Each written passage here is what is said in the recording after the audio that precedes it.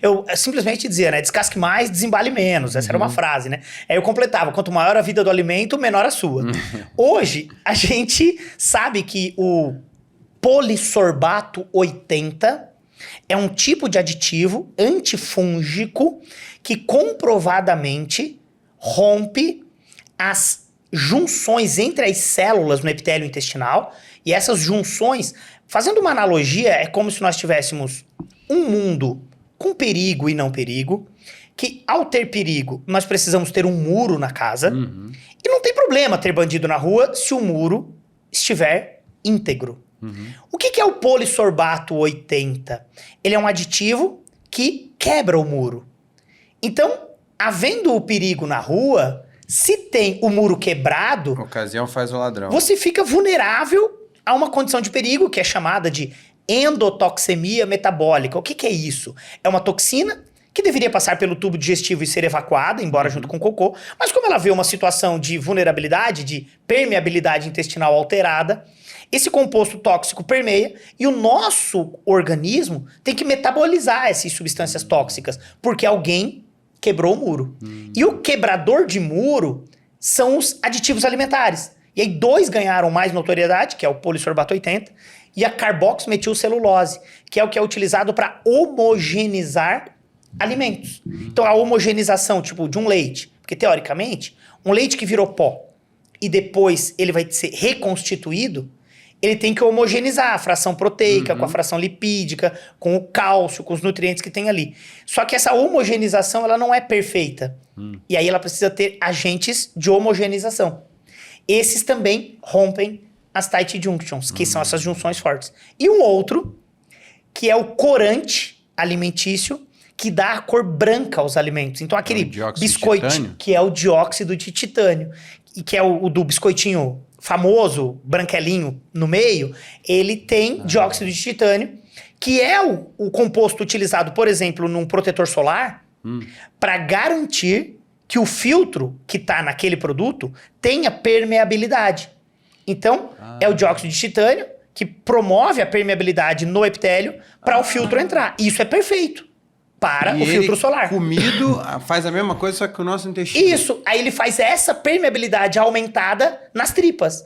E aí o que não era para permear, passa a permear. E aí imagina um açúcar, que nós não queremos essa alta biodisponibilidade e rápida, porque senão gera pico glicêmico. Imagina um alimento rico em açúcar, rico em polissorbato 80, dióxido de titânio e carboximetilcelulose. Nossa, é uma então bomba. a gente tem ali uma bomba. E aquilo não estraga, por incrível que pareça, né? Porque biscoito recheado... já é estragado.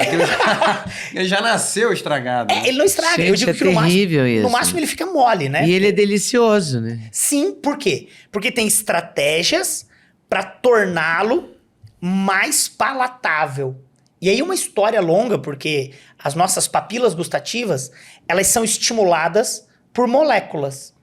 E cada papila gustativa para um sabor é estimulada por uma molécula distinta.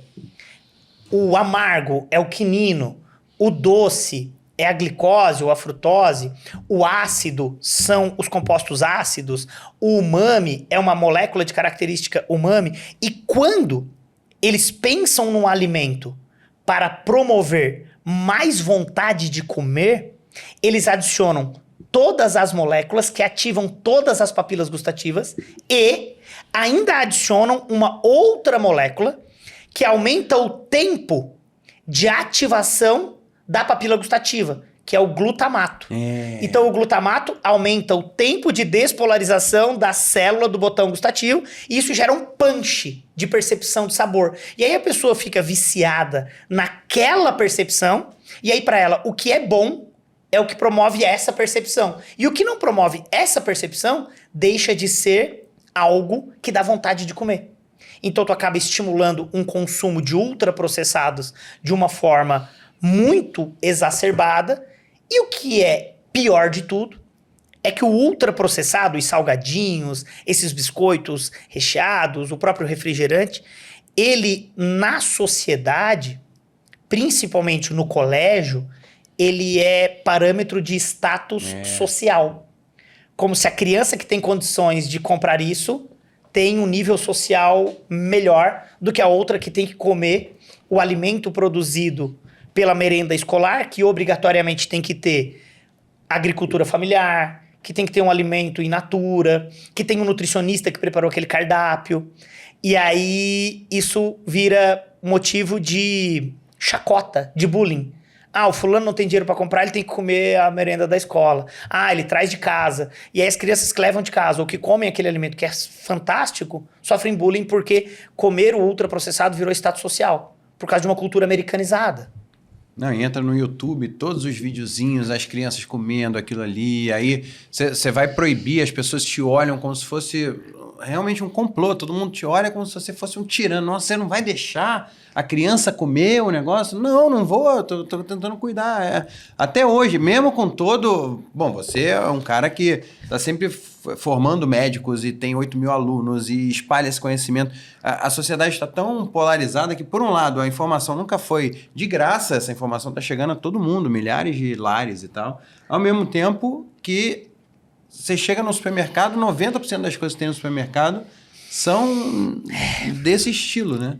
É que não são só bombas, são bombas produzidas por pessoas maquiavélicas. Porque olha quanta coisa que eles misturaram para a coisa ficar viciante, saborosíssima. Os melhores marqueteiros, os melhores engenheiros de alimentos, os melhores, né? Melhores que eu digo, não de moral, né? Mas os melhores em termos de capacidade técnica.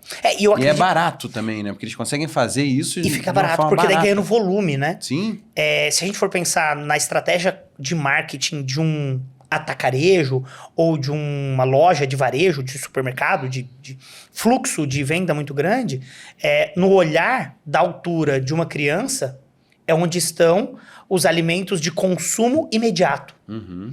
E que o markup sobre aquilo, ele até não é tão alto, mas o tempo entre a compra e o consumo justifica ele estar ali pelo fluxo de venda. Uhum. Então, hoje, o produto que tem maior valor agregado, sei lá, as lâminas de barbear, elas têm um valor agregado muito alto, mas elas duram muito tempo, então elas estão escondidas. Antigamente elas ficavam ali, porque elas tinham o maior valor de lucro. Então, vender aquilo espontaneamente gerava mais lucro para o comerciante. Hoje ela está escondida porque as pessoas roubam isso, então ela virou um produto de controle dentro de um supermercado, por exemplo, e os produtos que são consumidos imediatamente, que são esses doces, guloseimas, e chamam muita atenção. Os ultraprocessados. Daqui a pouco eu tenho certeza, a embalagem vai piscar, vai ter LED, né, na embalagem do chocolate, mas assim, do chocolate, da no balinha. No contraponto, nós tivemos algumas mudanças de legislação que hoje tornam obrigatório um alimento produzido depois de 2024, quando tem uma atualização na receita, ter a obrigatoriedade de um rótulo preto retangular, garantindo que aquele alimento sofreu adição de açúcares. Então eles colocam na frente do alimento. Tá lá, obrigatório e tal. Rico em sódio, em açúcar. Ou adicionado. Em gordura, rico em gordura saturada. Açúcar adicionado. E alto em, né? Acho que o termo é esse, alto em. Que em outros países da América Latina, ele foi regulado para a informação estar em uma imagem que remete à placa de pare do Brasil. Nossa. No Brasil, eles conseguiram burlar isso e tornaram retangular. Porque daí é meio que tentando normalizar aquilo, por mais que seja preto, por mais que tenha uma regulação, que é fantástico ter tudo isso, mas ainda conseguiram, tipo, um jeitinho brasileiro, para daqui a pouco a gente se acostumar com aquele tipo de informação ali e não mais achar que aquilo é um problema, quando é um problema. E no Uruguai e na Argentina, os alimentos que não são ricos em açúcares, mas são com adoçantes artificiais, têm a informação não recomendado para ninhos. E no Brasil isso não emplacou. Não funcionou. Não entrou em vigência e tal. Mas assim, estamos caminhando em passos largos para que a gente possa conscientizar mais, né? Um trabalho árduo. Mas hoje, por exemplo, uma pesquisa da USP, agora em 2025... mostrou que os ultraprocessados não são desejados, não devem ser utilizados na primeira infância. Uma pesquisa da Universidade Federal de Santa Catarina, também publicada em 2025, mostrou a influência do uso de telas condução de um hábito alimentar não desejado em crianças. Porque eu acho que também é um outro grande problema. As crianças acabam usando um alimento que tem um flavor encantador, que é esse sabor em punch, e abduzidas por uma tela que parece que domina o cérebro e ela nem sabe o que está comendo, tampouco o corpo dela vai ser sinalizado para produzir as enzimas e ter a adequada biodisponibilidade daqueles nutrientes. Então acho que a gente está conseguindo hoje conscientizar que a tela tem que ser moderada, o consumo de ultraprocessado tem que ser moderado, e uma lei hoje torna obrigatório a redução dos ultraprocessados na merenda escolar. E aí, gostou desse corte? Gostei muito, mas eu acho que vocês devem assistir a entrevista completa, que está no YouTube, Leda Nagli, esperando por você. Essa série Hoje Nagli, o Encontro de Gerações, está imperdível. Vale a pena conferir, hein? Com certeza. Se Deus quiser.